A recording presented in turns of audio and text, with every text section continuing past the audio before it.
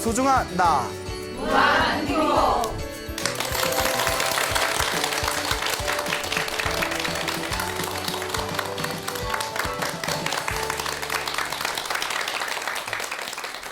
예, 만나서 반갑습니다.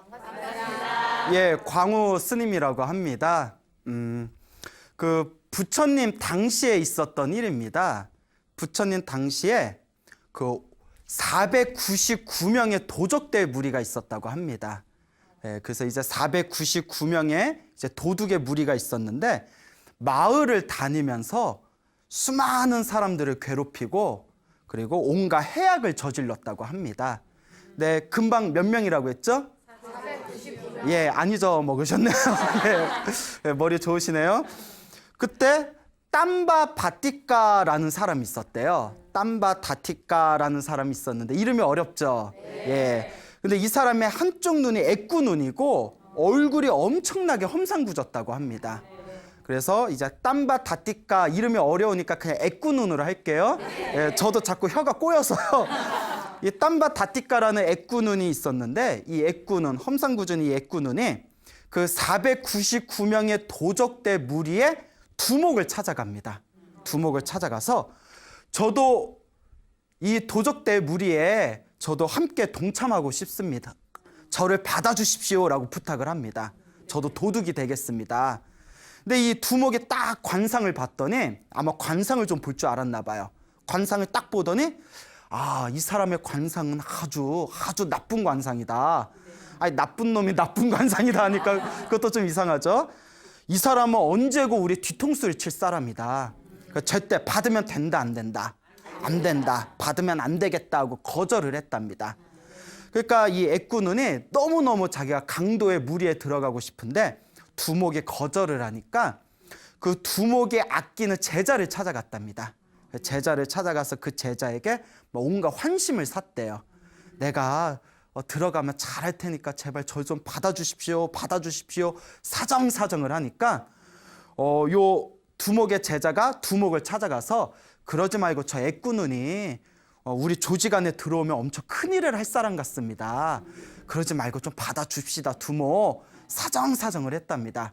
그 두목이 찝찝하면서 아, 저 관상을 보면 저 배신 때릴 관상인데 하면서도 결국 받아줬대요. 근데 이런 걸 보면 분명히 관상으로 예측을 했잖아요. 아, 뭔가 나쁜 일이 생길 것 같다. 저 사람을 받으면. 그런데도 받게 되는 거 보면 우리 주변의 삶도 좀 그런 것 같지 않아요? 알면서도 어쩔 수 없이 피하지 못하고 부딪혀야 될 상황들이 가끔 생기거든요. 동감하시죠? 그게 업보라는 거예요. 알면서도 피할 수가 없어요. 내가 저놈을 우리 집안에 들여놓으면 우리 집안 난리 날 텐데 하면서도 뭐 안 받아줄 수가 없는 상황. 뭐 맞짱 드라마 보면 그런 거 나오잖아요. 예. 그러니까 그런 것들 보면 요 업이라는 게 참 피하기가 힘듭니다. 어쨌건 이제 받아줬는데 그러니까 이제 499명 중에 애꾸눈이 들어왔으니까 몇 명이 됐겠어요? 500명이 됐겠죠. 산수도 잘하세요? 그 세 자리인데?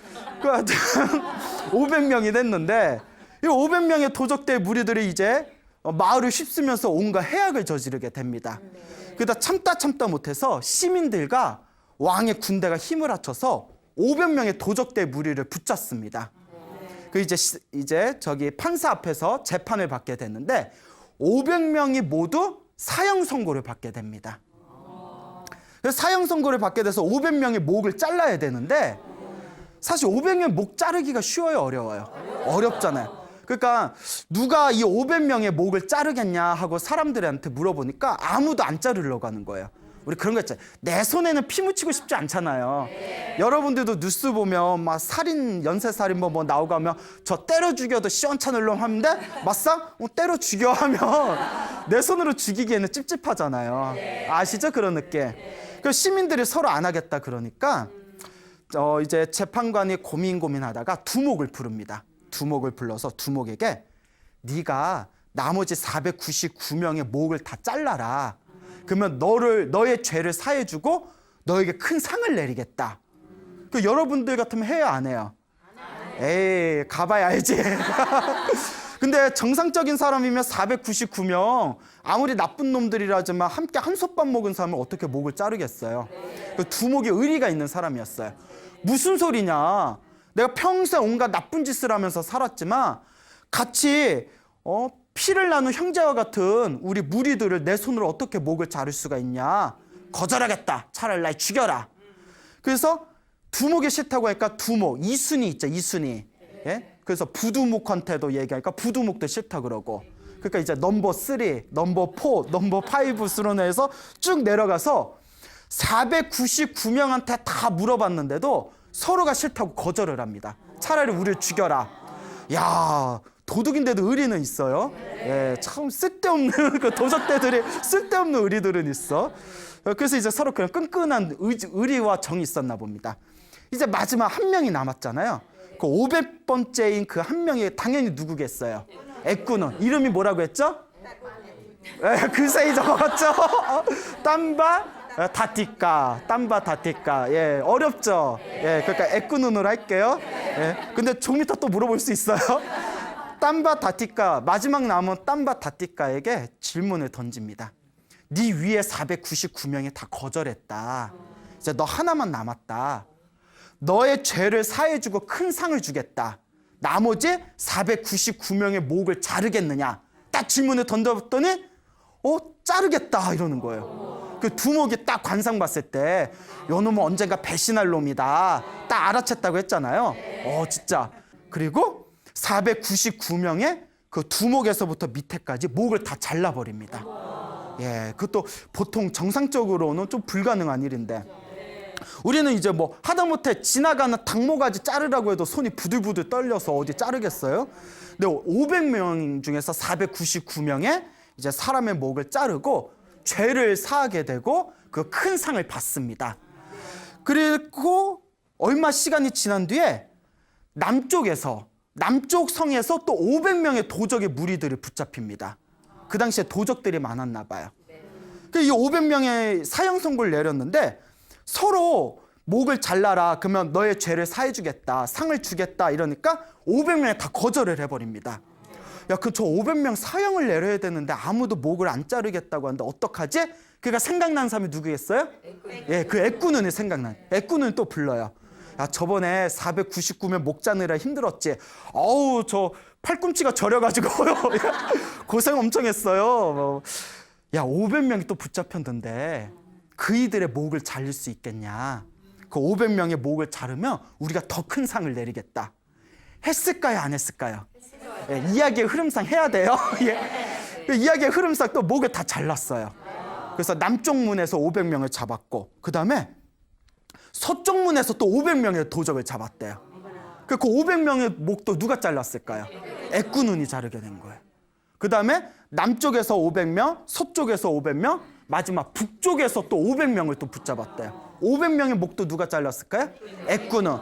그러니까 자기가 자른 499명의 남쪽, 서쪽, 북쪽 각각 500명의 머리를 다 잘랐으니까 얼추 잡아 몇 명의 목을 잘랐죠? 그렇죠. 4, 5, 20, 2000명에서 한 명 빠졌겠죠?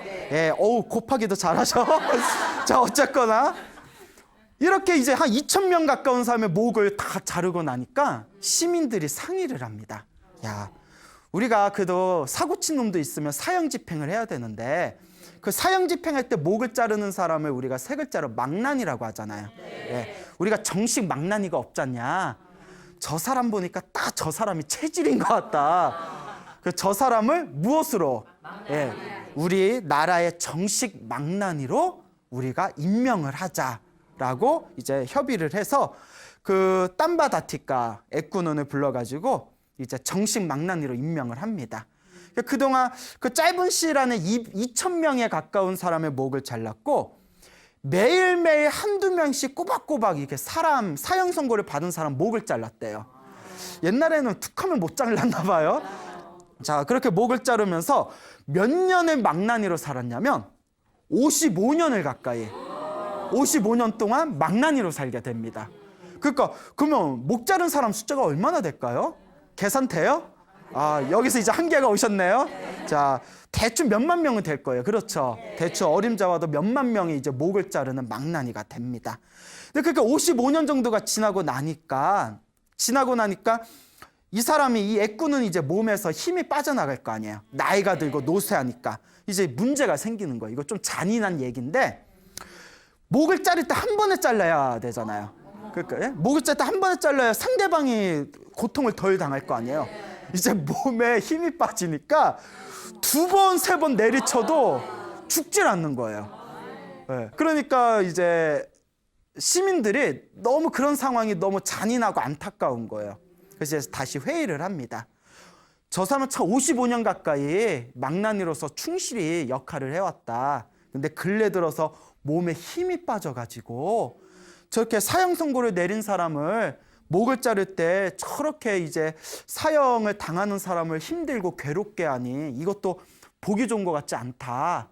그러니 이제 저 망나니를 이제 해임을 하자. 퇴직시키자. 이제 정년퇴직이 온 거예요. 그래서 이제 해임을 했어요. 퇴직 수당 얼마나 받나? 예?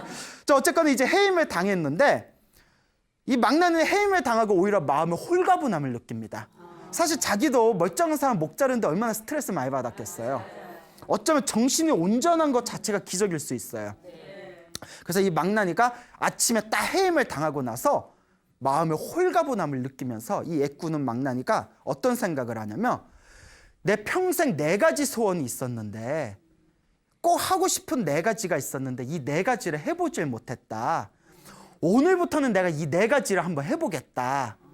그러면 이 애꾸눈의 4가지 소원이 뭐였냐면, 첫째가 새 옷을 입어보는 거예요. 그 망나니는 새 옷을 못 입었나 봐요. 하여튼 책에 의하면 새 옷을 입는 거.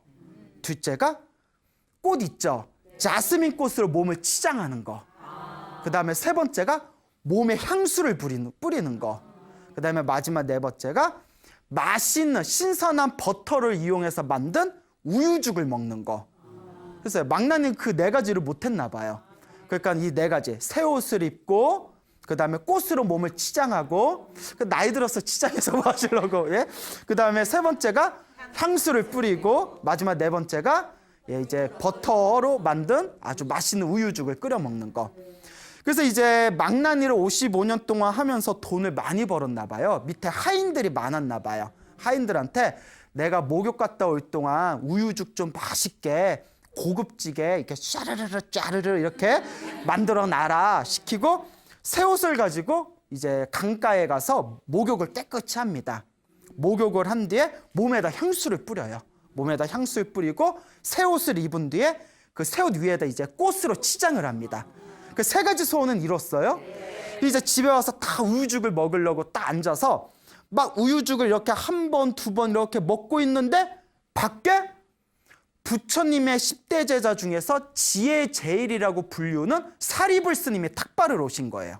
사리불 스님이 딱 탁발을 오셔서 문 앞에 이렇게 서 있으니까 이 망나니가 순간 무슨 생각을 하냐면, 부처님의 그 10대 제자 중에 지혜 제일인 사리불 스님을 딱 보는 순간 마음이 울컥거리면서, 나는 지금까지 수많은 사람들을 죽이면서 살생하면서 아주 나쁜 악업을 많이 지었다. 지금까지 나는 살아오면서 좋은 선업, 복을 짓지 못했다. 근데 오늘 저렇게 큰 스님이 우리 집에 탁발을 하러 오셨으니, 그래, 오늘 내가 복을 지어야 되겠다. 이런 마음을 일으킵니다. 그래, 내가 복을 지어야 되겠다. 그래서 이렇게 가가지고 사리불 스님이 이렇게 자기 자리에 옮겨요. 자리에 모신 뒤에 사리불 스님이 가지고 다니는 바루에다가 자기가 먹으려고 정성스럽게 끓여놓은 우유죽을 부어드립니다. 그러면서, 스님, 제가 먹으려고 준비한 거지만 정성스럽게 끓인 겁니다. 스님께 공양을 올리니 이것을 맛나게 드셔주십시오. 라고 이제 청을 올립니다. 근데 이 애꾸눈 망나니가 그래도 한가다 성근이 있었던 게, 전생에 얼마나 박복하게 살고 복을 짓지 않았으면 이번 생에 망나니가 되었겠어요. 그렇잖아요. 그리고 이번 생에 망나니가 되어가지고 또 엄청난 살생의 업을 많이 지었잖아요. 그러니까 그런 상황에서 내가 복을 짓겠다, 내가 선업을 짓겠다, 공덕을 짓겠다라는 마음을 일으킨 것 자체가 아주 강력한 성근이거든요. 그것도 그냥 평범한 보통 스님이 아니라 또 누구를 만났어요? 그렇죠. 지혜제일 사리불 스님을 만났잖아요. 위대하신 성자 사리불 스님을 만나서 이렇게 정성껏 공양을 올립니다. 그리고 근데 이제 우유죽이 뜨거워요. 여름에 이제 인도가 여름에 엄청 덥잖아요. 그러니까 여름에 뜨거운 거 먹으려니까 땀이 나잖아요. 그러니까 이 애꾸눈이 옆에서 또 사리불스한테 부채질을 해드립니다. 부채질을 싹 해드려요. 이 사리불스님이 그 정성스럽게 끓인 그 우유죽을 이렇게 드시는데 갑자기 옆에서 꼬르르륵 소리가 나는 거예요. 누구였겠어요? 애꾸눈이었겠죠. 그 애꾸눈이 한 2숟가락뿐이 못 먹었거든요. 그거 보면서 먹고 싶어서 침을 꼴딱꼴딱거리고 이제 꼬르륵 소리가 나니까 사리불스님이 드시는데 부담스럽잖아요. 그 사리불스님이 제가 신도요, 신자요. 그러지 말고 여기 같이 드십시다. 아유, 아닙니다, 스님. 스님, 저는 아까 좀 먹었으니까 드십시오. 근데 사리불스님이 설마 눈치가 없겠어요? 나 먹을 만큼 먹었으니까 먹을 만큼 먹어서 뭐 내가 더 안 먹어도 되니까 충분히 내가 먹었다. 그러지 말고 같이 먹읍시다 하고 사리불스님이 다시 그릇에다 그 우유죽을 따라줬대요. 그러니까 이제 저기 애꾸는 이제 허겁지겁 먹게 됩니다. 이제 다 먹으니까 사리불스님도 배부르시고 그 애꾸눈도 이제 배부르고 우유죽을 많이 끓였나 봐요. 그래서 부처님의 법도는 신도가 부처님이나 스님에게 공양을 올리면 부처님과 스님은 그 신도를 위해서 법문을 해주는 게 원칙입니다. 그러니까 신도들에게 음식을 받고 스님은 음식을 준 신도들에게 법을 전하는 게 원칙이에요. 그래서 이제 공양을 다 마치고 이제 그 애꾸는 망나니 제가 신도를 위해서 사리불스님이 이렇게 법문을 해줍니다. 부처님의 법을 딱 법문을 해주는데 요 제가 신도 애꾸는 망나니가 집중을 못하고 자꾸 눈이 왔다 갔다 하고 막 이렇게 몸을 막 자꾸 비비 꼬는 거예요. 그 막 뭔가 산란한 느낌이 듭니다. 그 사리불스님이 딱 알아채고 제가 신도요, 신자요, 무엇이 불편합니까? 왜 이렇게 집중을 하지 못합니까? 그러니까 요 애꾸눈이 솔직하게 얘기합니다. 법문에 집중하려고 하는데 자꾸 제가 오랫동안 잔인하고 나쁜 짓을 한 업이 있어서 그런지 자꾸 집중을 할 수가 없습니다. 마음에서 죄책감이 느껴지고 무언가 부처님 법문에 집중할 수가 없습니다. 라고 솔직하게 얘기합니다. 여러분, 이거 되게 중요한 거예요. 우리 불자분들을 보면 어떤 분들은 스님의 법문을 듣거나 부처님 경전 공부를 할 때 집중을 굉장히 잘하는 분들이 계세요. 그러니까 사실 스님 법문이 뭐가 재밌겠어요? 예능 프로가 더 재밌지. 예? 그 수많은 예능 프로 있잖아요. 근데 스님들 법문만 들으면 그냥 재밌고 좋고 집중하고 이런 분들이 있거든요. 이런 분들은 전생에 복을 많이 지은 거예요. 업장이 옅은 겁니다. 얇은 거예요. 근데 어떤 분들은 아무리 큰 스님을 만나고 아무리 좋은 법문을 만나도 집중을 못하는 분들이 있어요. 그러니까 경전을 읽으면 좋다고 해서 경전 공부를 하려고 해도 경전이 눈에 들어오지 않고 귀에 들어오지 않고 머리에 들어오지 않고 집중을 못하는 분들이 있습니다. 그러니까 불법을 공부하는데 집중하지 못하는 분들은 전생에 업보가 두꺼운 거예요. 업장이 두꺼운 겁니다. 여러분들은 집중이 잘 돼요, 안 돼요? 잘 돼요? 안 돼요? 잘 돼요, 안 돼요? 입에 침 바르고 잘 됩니까? 그래, 일단 뭐 믿고 넘어갑시다. 수상한데? 자, 그러니까 자기가 지은 업보 때문에 거룩하신 사리불스님의 법문에 집중을 못하는 겁니다. 그때 사리불스님이 속으로 이렇게 생각합니다. 이게 중요한 거예요. 이 애꾸는 이 사람이 악업을 지은 것은 사실이다. 근데 지금 그 마음의 어떤 업보 때문에 법문에 집중할 수가 없으니까 내가 방편을 써서, 그러니까 또 다른 방법을 써서 이 사람의 마음을 진정시켜 해주게 됐다. 그러니까 악업을 지은 건 사실이에요. 근데 지혜제일인 사리불이 당신의 지혜로서 그 애꾸눈의 마음을 진정을 시켜주는 겁니다. 뭐라고 진정을 시켜주냐? 그러니까 당장 그 불안한 마음을 놓아버리게 해야 되잖아요. 신자요, 당신이 수많은 사람들을 죽인 건 사실입니까? 예, 사실입니다. 제 손으로 수많은 사람들의 목을 잘랐습니다. 당신이 좋아서 한 겁니까? 남이 시켜서 한 겁니까? 아니, 내가 좋아서 한 게 아니라 왕이 시켜서 했습니다. 왕이 시켜서 했는데 그 당신의 악업이 어디에 있습니까? 당신의 죄가 어디에 있습니까? 라고 딱 질문을 하니까 순간 요 애꾸눈이 내가 좋아서 한 게 아니고 남이 시켜서 했으니까 내가 죄가 없을 수도 있겠네? 하여튼 혼자 그런 생각을 하면서 순간 마음이 진정이 된 거예요.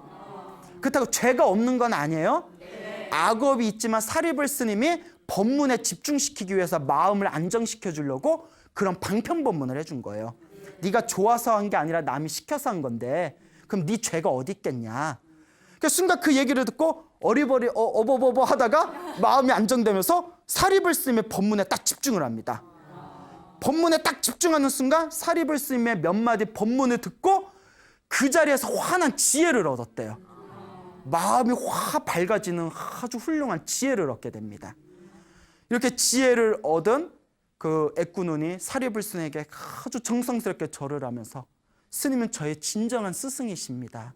이 은혜를 잊지 않겠습니다. 하면서 이제 사리불 스님의 법문을 마치고 절로 돌아갈 때 문 밖까지 멀리 이렇게 배웅을 나갔대요. 자기의 마음을 밝혀주고 지혜를 깨닫게 해준 스승이니까. 그리고 오는 길에 귀신에 쓰인 소가 있었대요. 귀신에 쓰인 소가 있었는데 그 소가 누구를 확 박아버렸을까요? 애꾸눈을 확 박아버려서 애꾸눈이 그 자리에서 즉사를 해버렸답니다. 예. 근데 그 즉사하게 된 그런 이야기, 비하인드 스토리도 나중에 있는데, 자, 어쨌거나 사리불 스님을 만나서 사리불 스님에게 이제 공양을 올리고 법문을 듣고 환한 지혜를 얻었잖아요. 그리고 이제 애꾸눈이 이제 소에 받쳐가지고 즉사를 하게 됐는데, 그날 그 소문이 쫙 납니다. 그 절에서 저녁에 스님들끼리 대화를 나눠요. 스님들끼리, 야, 애꾸눈 망나니가 55년 동안 수많은 사람의 목을 자르다가 오늘 해임을 당하고 오늘 점심 때 사리불 스님에게 공양으로 죽을 올리고 그리고 오늘 저기 소에게 들이받쳐서 그 자리에서 죽음을 당했다. 그러니까 이 세 가지가 한 번에 일어나진 거예요. 근데 평생 동안 사람의 목을 잘랐던 이 애꾸눈이 죽어서 어디에 태어났을까? 그러니까 수많은 사람들 목을 잘랐을까? 지옥에 떨어졌을 거 아니에요. 부처님께서 딱 지나가다가 스님들끼리 대화하는 소리를 듣게 됩니다.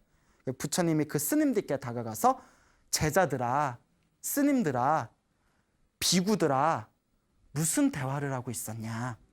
그러니까 그 자기들끼리 하던 이야기를 하면서 그 애꾸눈 망나니가 지금 죽어서 어디에 태어났을지 저희들끼리 이야기를 하고 있었습니다 했을 때 부처님께서 다음과 같이 얘기합니다. 그 애꾸눈은 땀바타티카는 죽자마자 하늘세계 도솔천의 천신으로 태어났다. 하늘세계 신으로 태어났대요. 믿겨지지 않죠? 네. 그때 스님들도 다음과 같이 얘기합니다. 부처님, 저희가 어떻게 부처님의 말씀을 의심할 수 있겠습니까? 하지만 믿겨지지가 않습니다. 부처님은 분명히 인과 업보라고 했지 않습니까? 좋은 업을 지으면 행복을 얻고 나쁜 업보를 지으면 악업과 불행을 겪게 된다고 했지 않습니까? 55년 동안 평생토록 사람의 목을 잘랐는데 어떻게 하늘세계 천신으로 태어납니까? 라고 했을 때 부처님께서 다음과 같이 얘기합니다. 그 애꾸는 땀바 바티카는 죽기 직전에 거룩한 성자, 훌륭한 스승을 만났다. 그 스승이 바로 누구죠? 사리불, 지혜제일 사리불 스님을 만났고 거룩한 성자에게 무엇을 올렸죠?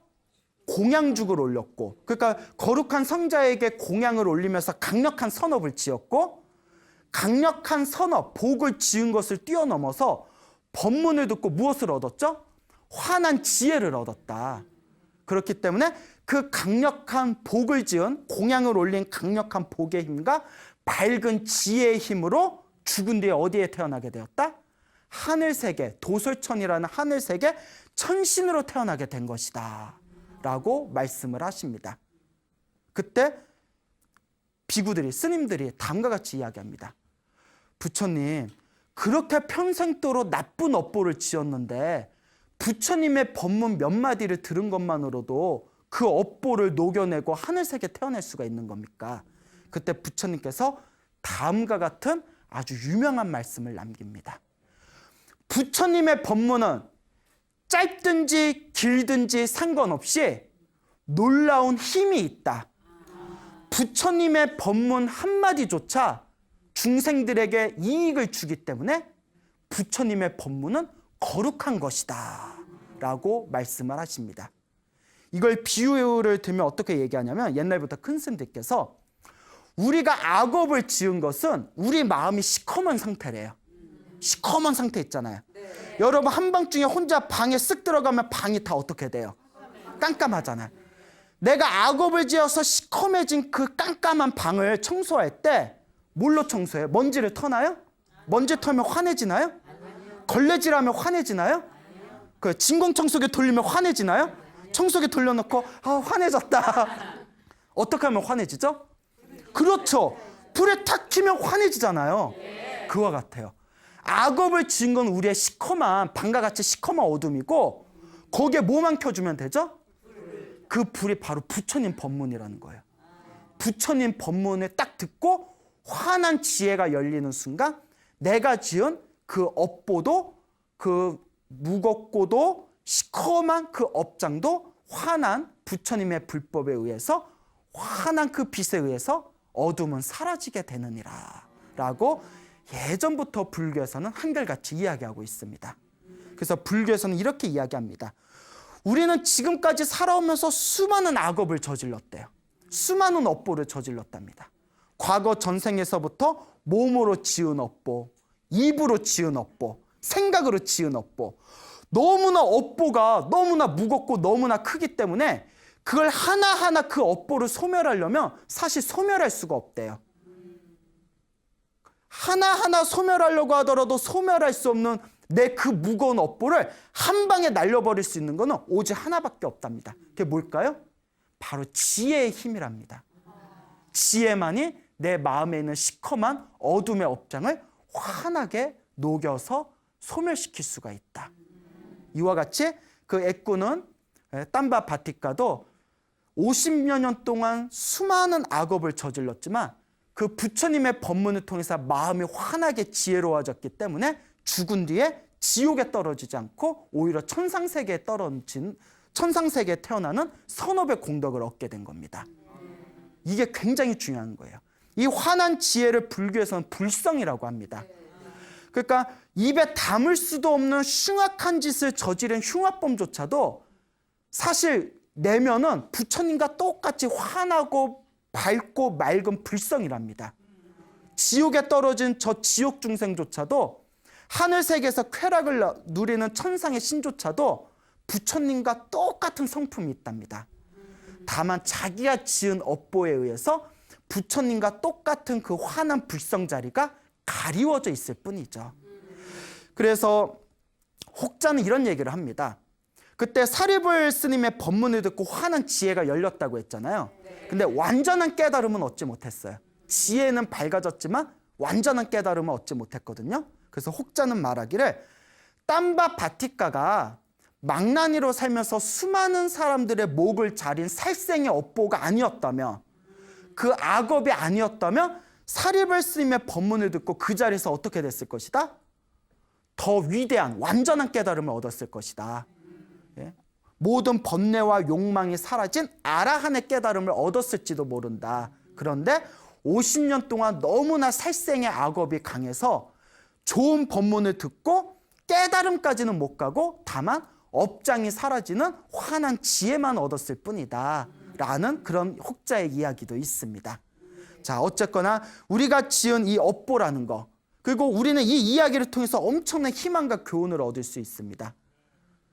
사실 50년 동안 수많은 사람들의 목을 자른 업보가 굉장히 무겁지 않습니까? 네. 그런 어마어마하게 흉악하게 무겁고도 무서운 업보조차도 부처님의 가르침을 통해서 우리가 얼마든지 소멸시킬 수가 있다. 이거는 우리들에게 엄청난 희망을 주는 교훈적인 이야기입니다. 네. 여러분들 살아오면서 착한 일만 하면서 살지는 않았을 거 아니에요. 네. 나쁜 짓도 했을 거 아니에요. 네. 진짜? 그 나쁜 짓도 절대 여러분들의 죄책감을 가질 필요 없습니다. 다만 진심으로 참회하고 뉘우치고 회개하면서 부처님의 가르침을 받들며 수행하면 내가 지은 그 나쁜 업장을 내가 소멸시킬 수 있다라는 그런 강력한 어떤 희망을 가지시기 바랍니다. 알겠죠? 네. 자, 이와 같이 부처님의 몇 마디 법문으로도 환한 지혜를 얻은 이 땀다 바티카의 그런 이야기가 되겠습니다. 또 이와 비슷한 이야기가 있는데요. 이것도 역시 부처님 당시의 이야기입니다. 부처님 당시에 해상 무역을 하던 사람들이 있었습니다. 배를 타고 막 해상 무역을 하다가 큰 폭풍을 만나서 배가 부셔져 가지고 수많은 사람들이 바닷물에 이제 빠지게 됩니다. 그래서 그 수많은 사람들이 물에 익사하거나 물고기나 거북이의 밥이 되어 버렸는데, 그 중에 한 사람만이 겨우 목숨을 살아 가지고 어느 항구에 도착하게 됐답니다. 근데 이미 항구에 목숨을 유지해 가지고 항구에 도착했을 때 이제 온몸은 다 알몸이고 가진 건 아무것도 없었대요. 그러니까 온몸이 다 알몸이다 보니까 옷도 없으니까 나무 껍질로 몸을 가렸답니다. 나무 껍질로 몸을 가린 뒤에 너무 배가 고파서 구걸을 해야 되는데 그릇이 없는 거예요. 그래서 그 근처에 신을 모시고 있는 신당에 가서 거기서 나무 그릇을 하나 얻어다가 그 그릇을 가지고 마을에 가서, 도시에 가서 이제 그 동냥을 했다고 합니다.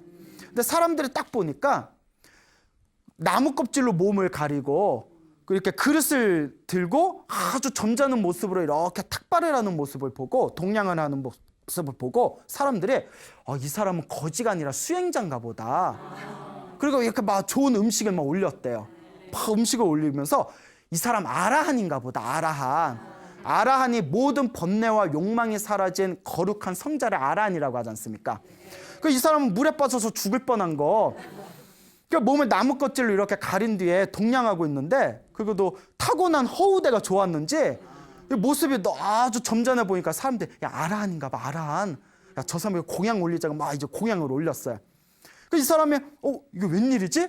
막 대박 막 이러면서, 그러다가 이제 사람들이 점점 소문을 듣고 몰려들어서 온갖 진귀한 옷과 보물과 돈과 음식을 올렸대요. 근데 이때 이 사람이 머리가 잘 돌아갔나 봐요. 저 사람들이 아무것도 가진 게 없는 나한테 이렇게 잘하는 건 내가 이렇게 검소한 모습으로 수행자인 것처럼 보이기 때문에 그런 거다. 근데 내가 저 사람들이 주는 대로 저 좋은 옷을 입고 돈을 받고 생활하면 저 사람들이 다들 나를 떠나버리게 될 거다. 그냥 지금같이 지내자. 예. 그러니까 이제 그 종교를 가지고 사기꾼 행세를 하는 거예요. 그러면서 이제 다 바루를 들고 이제 사람들에게 아라한인 척 보이면서 이제 수많은 공양을 받습니다. 근데 사람이 굉장히 어리석어요. 여러분, 중생은 기본적으로 좀 어리석습니다. 자기가 아라한이 아닌 걸 이 사람이 알아요, 몰라요? 아라한이 아닌 걸 알죠. 예, 당연히 알죠. 왜 그러죠, 갑자기? 당연히 알죠. 자기 못 깨달았는데. 근데 중생은 기본적으로 어리석다고 했잖아요. 사람들이 자꾸 아라한인가 봐 하니까 나중에 착각에 빠져서 자기가 아라한이라고 착각을 해버립니다. 나중에 나 아라한이야 이래버립니다. 여러분, 불교에서는 용서받을 수 없는 지옥 중에서도 가장 무서운 무간지옥에 떨어지는 죄가 몇 가지 있는데, 그 중에 하나가 못 깨달았는데 깨달았다고 거짓말하는 게 가장 무서운 지옥에 떨어지는 업 중에 하나입니다. 여러분, 장난으로라도 내가 못 깨달았는데 깨달았다는 얘기 하시면 안 돼요. 알겠죠? 아주 무거운 업보랍니다. 이 사람이 자기가 아라한이 아닌데도 아라한이라고 스스로 이제 교만함에 빠져버립니다. 중생이 이렇게 기본적으로 어리석은 번뇌가 있어요. 수행을 제대로 하는 사람들은 깨달음 앞에서 겸손함을 갖게 됩니다. 자, 어쨌거나 자기가 이제 아라한인 척 하다 보니까 하늘세계 범천이라는 신이 있었습니다. 대범천 신이 있었는데, 이 대범천 신이 머나먼 전생에 그 사람과 함께 그 수행을 하던 도반사였어요.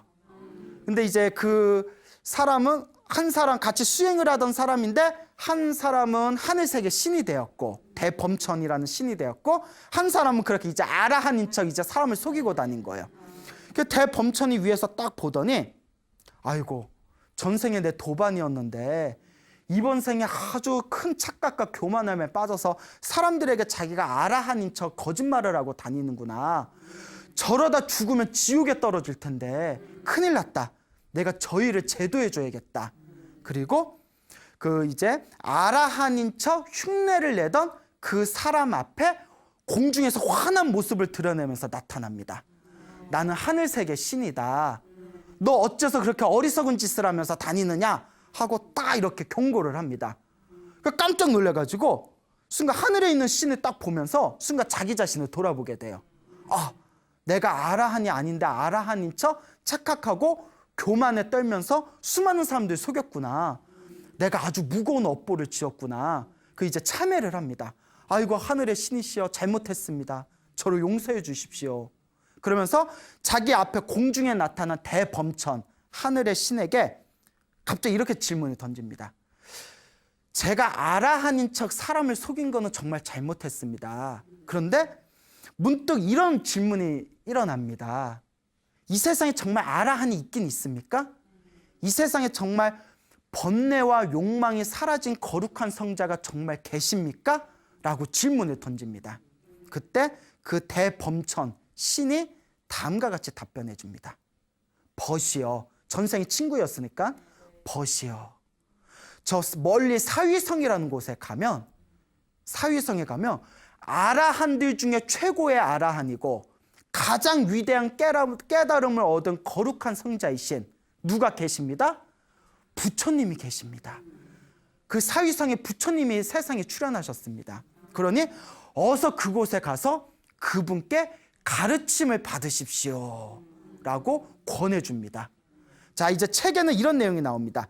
그 대범천신이 사위성에 가서 부처님을 만나 뵙고 가르침을 받아라 라는 이야기를 듣는 순간, 부처님이라는 단어를 딱 듣는 순간 요 남자의 마음이 막 심장이 막 뛰고 온갖 기쁨에 넘쳐서 그 흥분 때문에 온몸에 털구멍에 털이 다 곤두서는 느낌을 받았답니다. 그 기쁨 때문에.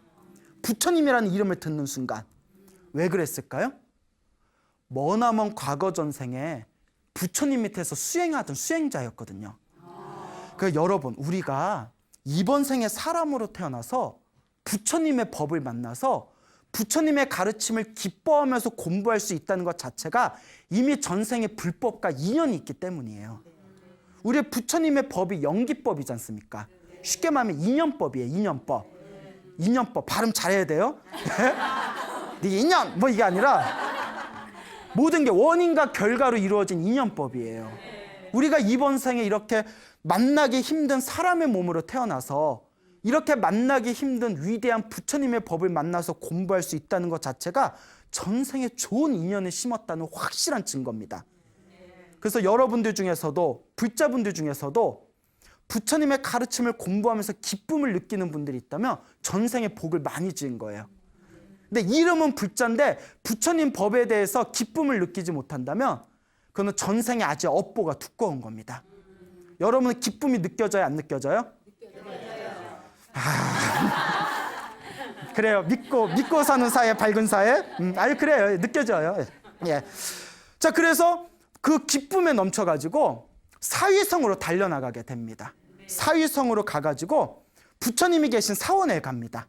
그 지나가는 스님을 붙들고 부처님 어디 계십니까? 부처님 어디 계십니까? 부처님은 지금 사시 점심때라서 마을에 가서 탁발하러 공양을 나가셨습니다.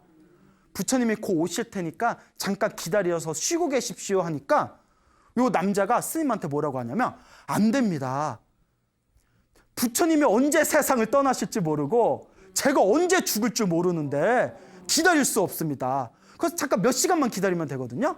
근데 너무나 마음이 기쁨에 흥분에 넘쳐서 지금 아니면 안 됩니다 하고 그 스님이 쉬다가라는 거에 만류를 물리치고 그 성 안에 들어서 부처님이 탁발하는 곳에 직접 달려갑니다. 그때 부처님이 이렇게 탁발을 가고 있는데 부처님 앞에서 갑자기 절을 하더니 부처님의 발을만 만지면서, 부처님의 발을 만난 건 최고의 예법이거든요. 거룩하신 부처님이시여, 멀리서 제가 여기까지 뛰어왔습니다. 저에게 법을 설해 주십시오. 저에게 법을 설해 주십시오. 그러니까 부처님께서 3번을 거절하셨대요. 지금 신도들한테 공양을 받아야 된다. 잠깐만 기다려라. 잠깐만 기다려라. 근데 부처님이 기다리라고 하면 좀 어떻게 해야 돼요? 근데 뭐라고 하면 안 됩니다. 부처님 앞에서 뭐라고 하냐면, 부처님이 언제 세상을 떠나실지 모르고 제가 언제 죽을지 모르는데 지금 법을 설해 주십시오. 근데 부처님이 3번이나 거절한 이유가 있었대요. 그게 뭐냐면 아까도 그 애꾸눈 이야기 했잖아요. 법문을 들으려면 마음을 집중해야 되는데 지금 너무 흥분해서 들떠있기 때문에 지금 법문하는 걸 거절하셨대요. 아, 지금 법문해도 귀에 제대로 안 들어올 거다. 그러니 좀 진정시킨 뒤에 법문해야 되겠다. 진정시킨 뒤에 법문해야 되겠다. 근데 요 남자가 끊임없이 부처님한테 법을 설해 주십시오. 법을 설해 주십시오 하니까 부처님께서 다음과 같은 아주 짧은 법문을 내려주십니다. 자, 잘 들어라. 앞으로는 이와 같이 자신을 닦아야 된다. 잘 들어라. 보이는 것은 보기만 해라. 들리는 것은 듣기만 해라. 느끼는 것은 느끼기만 해라. 인식하는 것은 인식하기만 해라. 이와 같이 닦아라. 자, 여러분 뭐라고 했죠? 보이는 것은 보기만 하고, 들리는 것은 느껴지는 것은 인식하는 것은 불교 명상법 윗바사나의 최고의 핵심 구절이랍니다. 이 안에 윗바사라는 명상의 모든 핵심이 담겨져 있대요. 보기만 하고, 듣기만 하고, 느끼기만 하고, 인식하기만 해라. 있는 그대로 바라봐라. 있는 그대로 바라봐라. 이 법문을 딱 한 구절 듣는 순간 그 자리에서 완전한 깨달음을 얻어버립니다. 아라한이 되어버려요. 거룩한 성자, 진짜 아라한이 됩니다. 자, 그리고 아라한이 되었을 때 수많은 스님들이 너무나 놀라워합니다. 부처님이시여, 저희는 어떻게 이렇게 짧은 순간에 깨달음을 얻고 아라한이 된 것입니까? 믿겨지지가 않습니다. 어떻게 그 짧은 순간에 깨달음, 아라한을 얻습니까? 부처님께서 다음과 같이 말씀하십니다. 부처님의 법문은 짧든지 길든지 상관없이 놀라운 힘이 있다. 부처님의 한마디 법문조차도 중생들에게 이익을 가져다 주기 때문에 부처님의 법문은 거룩한 것이다 라고 법문을 내리십니다. 그래서 이와 같이 그 짧은 순간에 길에서 깨달음을 얻어 아라한이 된 그 남자의 이름이 바이야 다루찌리야라고 합니다. 이름이 좀 이상하죠? 바이야 다루찌리야. 이 바이야 다루찌리야, 이분이 바로 부처님 경전에 나타난 분들 중에서 가장 짧은 순간에 짧은 법문을 듣고 아라한이 되신 분이라고 합니다. 이와 같이 부처님의 법문은 한 구절 한 개송조차도 우리 중생들에게 강력한 복과 선업과 공덕을 가져다 줍니다. 그러니까 여러분, 불교에서는 이번 생에 사람으로 태어나기 어렵고 불법을 만나기 어렵다고 했습니다. 그리고 불법을 만났을 때 부처님의 법문 한 구절 한 개송만 제대로 가슴에 내 마음으로 받아들여도 그 공덕은 헤아릴 수가 없다고 합니다. 그러니까 여러분들도 이번 생에 이 부처님의 소중한 가르침을 만난 것을 기뻐하시고 마음으로 즐거워하시면서 여러분들 이 소중한 부처님의 가르침을 꾸준히 닦아나가시기 바랍니다. 여러분, 행복해지고 싶습니까? 네. 행복한 삶을 창조하고 싶습니까? 네. 복을 지으십시오. 선업을 지으십시오. 공덕을 쌓으십시오. 복과 선업과 공덕의 힘이 여러분들을 진정한 행복의 길로 이끌어 줄 것입니다. 여기서 마치겠습니다. 소중한 나!